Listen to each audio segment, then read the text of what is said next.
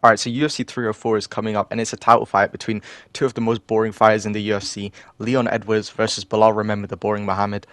And it really had me thinking how some of the greatest fighters of all time are incredibly boring. But anyway, let me get into it. Let me know what you think about boring as a base in MMA.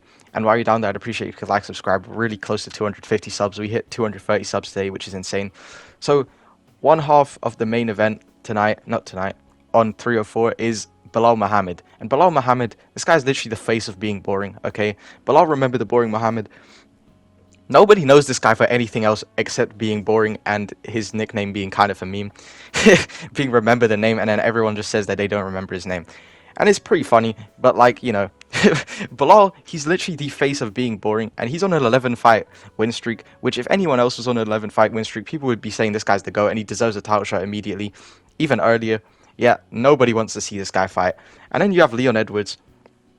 Like, I understand calling Belal boring, he is kind of boring, but Leon Edwards, this guy's a bundle of joy, okay? Like, I don't really understand where it's coming from when people say Leon Edwards is boring, because outside the octagon, this guy is a captivating and charismatic charmer, okay?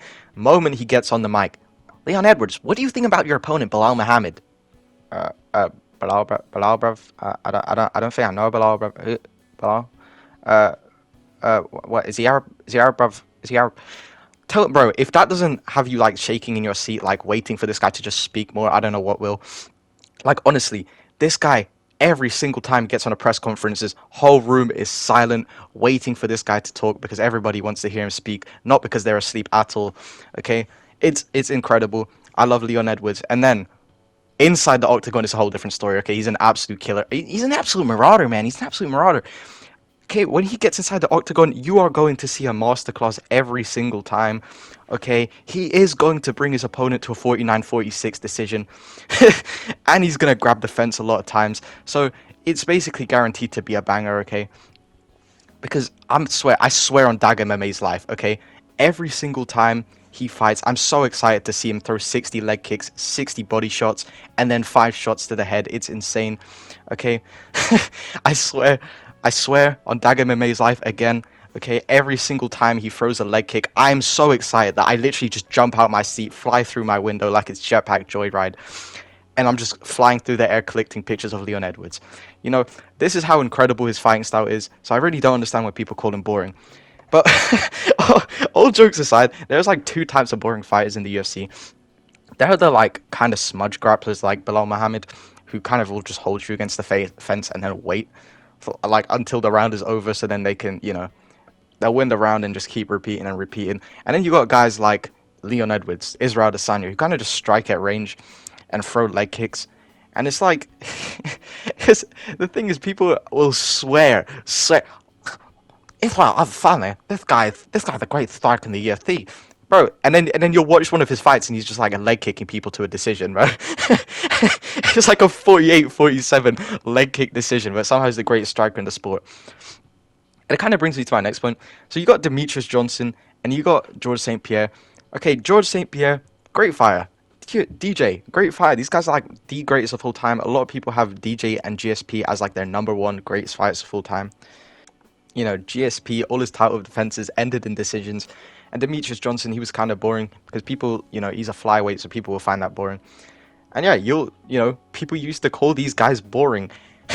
But the thing is, and I bring you this because people forgot, okay? And it's a real thing because if you look back, everyone was calling them boring. Now, who is saying this? Absolutely nobody. Nobody brings up that they were boring. People only bring up that they were the GOATs, okay? Like, so many people have Demetrius Johnson, like, number 1. So many people have GSP number 1. Because no one's going to go back and watch a whole 25-minute... Demetrius Johnson has, like, I think 12 title defenses. No one's going to be going back and watching all 25 minutes of every single title defense. Same with GSP. There's, like, 8 title defenses, I think.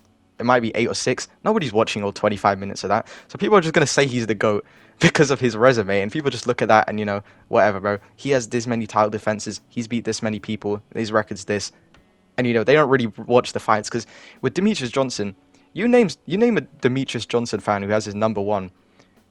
90% of the time, bro, ask them to name 5 title defenses. They turn into Dana White. What's the question? What's it? How many title defenses? I don't know, man. I don't know. All right. But yeah, nobody will remember whether you're boring or not. It's kind of just one of those things where it's like people will just like naturally forget because you know how many fights you watch every single like year. Like it's a ton. Nobody's gonna remember every single Demetrius Johnson fight, every single GSP fight. You know, like I was saying with Israel Adesanya, people say he's the best striker. Who's talking about those performances except like you know the haters, bro? Like no one's really remembering like boring performances unless they're like extremely boring. You know, like Rose Namajunas versus Carlos Esparza. And that's kind of why it's OP because you can be the GOAT, have the most boring fight style ever, and literally no one will complain about it. Because the thing is, with being boring, is you take so much less risk that you're not going to get knocked out. So it's better for you, like health wise too. Like you see it with like a lot of boring fights, like they don't even get hit, they don't take any risks. Like even when I said with Leon Edwards, this guy threw 6 head strikes. Like you know he's defending the whole time, very defensively sound most of the time when you're boring. Like with Sean Strickland, this is where it can go wrong. This is like the only part. You're not really fighting your opponent. You're more like fighting the judges most of the time. Because with Sean Strickland, Paulo Costa, what did Paulo Costa even do to Sean Strickland that entire time? Yet Sean Strickland dominated him that whole 5 rounds, 49-46. But the judges, one judge scored it 49-46 for Costa. All right, I don't know how you watch that fight and you know give it to Costa. Okay, like this guy must have just like I don't even know. Maybe he was like half asleep while watching it. Okay, okay. Who? Paulo Costa. Paulo Costa. Look, I don't know. I don't know. I don't know, brother. You know, I give to Paulo Costa. Why not? Like, bro, because how else can you watch that fight and give it to Paulo Costa? And that's the issue. The judges are absolutely blind, and that's the only problem with going to a decision. Also, if you are in your like opponent's home country, you are like basically guaranteed to get robbed, like Sean Strickland. And also, this is why I don't understand why people are picking Belal Muhammad. You really think Belal Muhammad is going to win a close decision in his opponent's home country? Like, that is so stupid. Like, I don't know. I don't know why people are picking Belal. I still don't understand. Like, what is Belal going to do, bro? people, people are saying Belal by TKO. Belal can't even win by by TKO in his dreams, bro. This guy's dreaming about a 50-42 decision. Where is he gonna get a 10-8 round, bro? When is he gonna get a 10-7 round? Like judges aren't gonna give a 10-7 round for holding a guy against the fence and doing 0 damage. But yeah, I don't know. That's really all I wanted to say about being boring. I don't even think I said too much about being boring. I was just kind of glazing Leon Edwards the whole time. I'm kind of tired, so I don't really know what to do. Anyway, that 3 or 4 card, I can't wait to do the breakdowns on it because, bro, I'm not gonna lie, bro. This is like I'm so excited for this card. Even though I am in the UK, I'm going to have to stay up till 6 a.m. for again. Again, I already talked about this. There's really no point complaining about this because you have to stay up till 6 a.m. anyway for like every other card. Except I think 301 was kind of short. But yeah, that's going to be it. I'm just going to, because I'm going to start rambling again anyway. Yeah, that's going to be it. Thanks for watching. Like, subscribe. All right.